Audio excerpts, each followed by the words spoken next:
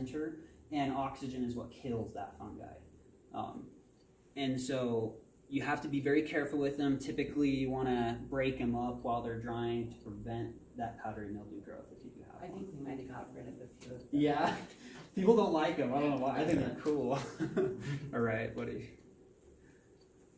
So we're near the end here. I just like to talk about how cannabis is a solid investment. Historically, this is the best timeline I could come up with. Cannabis has been cultivated since before written history, going way, way back. And essentially, as humans made it through Asia evolutionarily, as we transitioned into other continents, that's where we came across cannabis, and from there started selecting its traits. Originally, it was for fiber and food, and it wasn't until pretty recently in history that it was really focused on for medicine. And in recent time, I did a market analysis consultation for a client. They were trying to figure out what to do with what they were growing. They didn't really have a lot of direction on that. So I took a look at the market and market transform. And interestingly, this blue line on top is tinctures. This black line on the bottom is oils, okay? And so these are market projections that are produced using the data from, I think in this study, they accumulated the data from the last, I think this one was 15 years. I'd have to look at it. Anyways, tinctures are going to be a leading trend because the alcohol in the ethyl extract, it can activate some of the alkaloids, making them bioavailable more quickly. Hopefully I'm saying that correctly. As opposed to an oil. So a good example is that if you're consuming an oil, that it takes about 45 minutes for you to metabolize, okay? An ethyl extract, a tincture, it takes about 15 minutes. So it's active far more quickly, which is very, very appealing. Also, it's an easy to manipulate state when you have an ethyl extract. You can reduce it into a distillate and a concentrate and an isolate at that point. Right. Okay, this is my card that I brought today for everybody, and that's the end of my presentation. Thank you guys for coming. Do you have any questions? What's next for you, my friend? Oh, I didn't talk much about that, huh? So this year I am trying to start a soil production business. As I said, cannabis agriculture, it's all about the soil, and I've developed a technique where I can culture the beneficial microbes from the cannabis microbiome in the soil, on the plant, and inside of the plant, and I can get rid of the pathogenic microbes and essentially come up with an inoculant that I can put in a soil anywhere in the world to enable the soil microbiological community to assist the plant in nutrient uptake and adapting to its environment. So soil production is going to be big for me this next year. How do you apply that? How do you apply it? Yeah. So you have to have the right substrate. I like compost. There are different kinds of compost. They have different effects.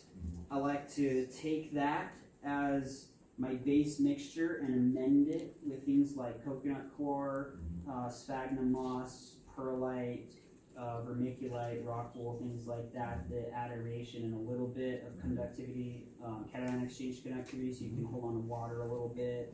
And essentially you're trying to create an environment where the microbes are happy, where you have oxygen, where there's gas exchange. And if you do that, if you remember that you're growing microbes, not just a plant, you'll be a lot more successful in your agriculture. One thing I skipped past that motivated me to get into this industry was I worked with a medical patient in Colorado. Her name is Grace, and when I met her, she had multiple neurodegenerative diseases, and I came over because their grow is infected with powdery mildew. They wanted to see if they could fix it. The answer is no.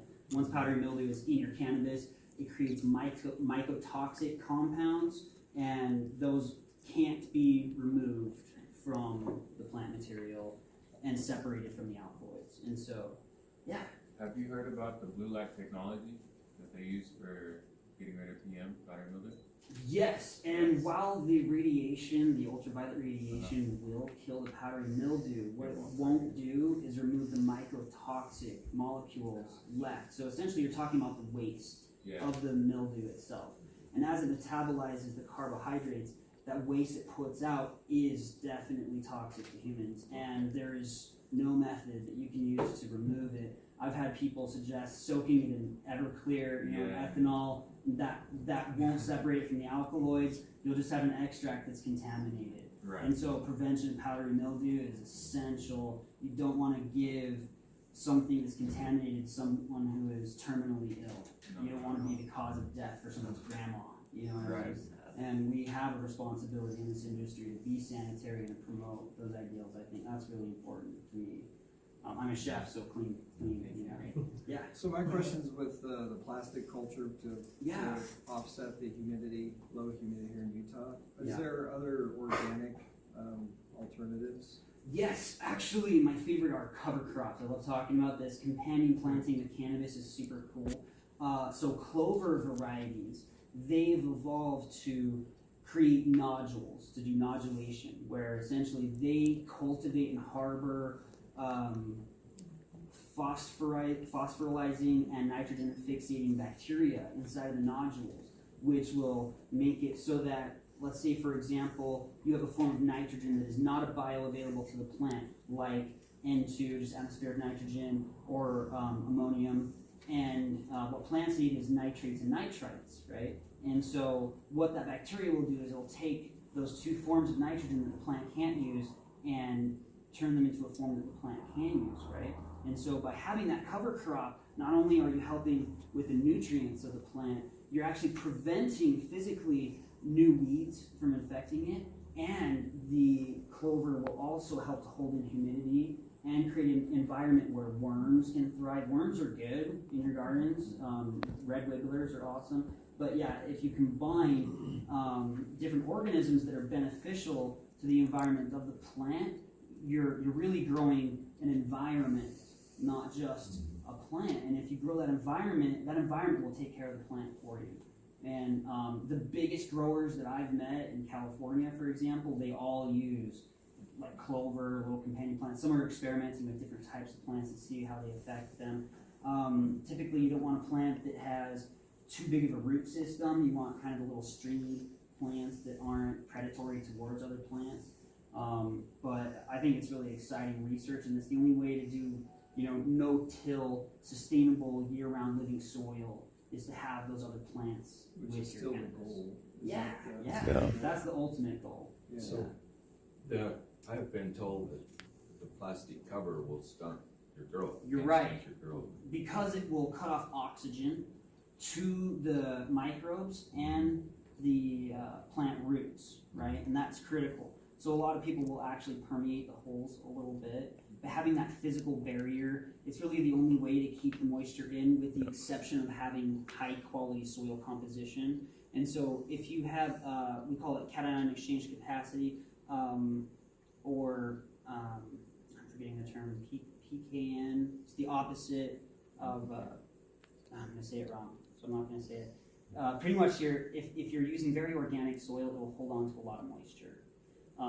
Too much moisture is bad because then you won't have enough oxygen, but if you don't have enough organic matter in the soil, it's just going to evaporate away. Half of my clients this year planted in Utah soil had very, very low yields, and we're talking like an eighth of a pound, a quarter of a pound on plants that had the genetics to produce over a pound in this short outdoor Utah season.